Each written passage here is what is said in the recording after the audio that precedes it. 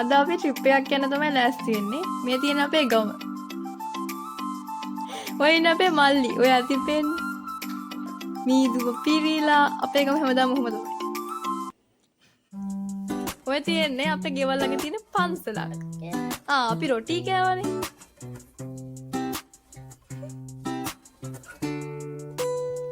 ඔය ඉන්නේ අපේ අක්කා. එතන ඉඳන් පේන view එක මාරම ලස්සනයි. ඔය ඉන්නේ අපේ නංගි අක්කයි එතකොට මමයි. ඔය ඉන්නේ ෆොටෝ ගැමර්. අම්මේ ඉතින් කැමරාවක් පෙන්වන්න බෑ.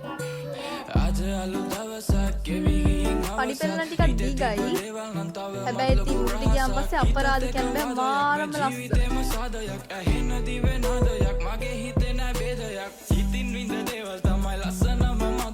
අත්දැකීම් කවදාවත් ලියන්න බෑ පොතක දරු ගණින රැක හිතින් දුවන්නේ ඇතමා මෙරෑ මගේ හිතේ තවත් තිනක් වගේ මෙරෑ කාලෙකට පස්සේ කෑවි මං හිතන්නේ පොඩි කාලේ අපි හැමෝම කන්න ආසයි දැන් නම් ඉතින් හොයාගන්නත් නෑනේ මෙරෑ මගේ හිතේ තවත් තිනක් වගේ මෙරෑ මොනවා වුණත් ඉතින් රණ්ඩු කරාට හැම දෙයකටම ඉන්නේ මෙයාලා තමයි.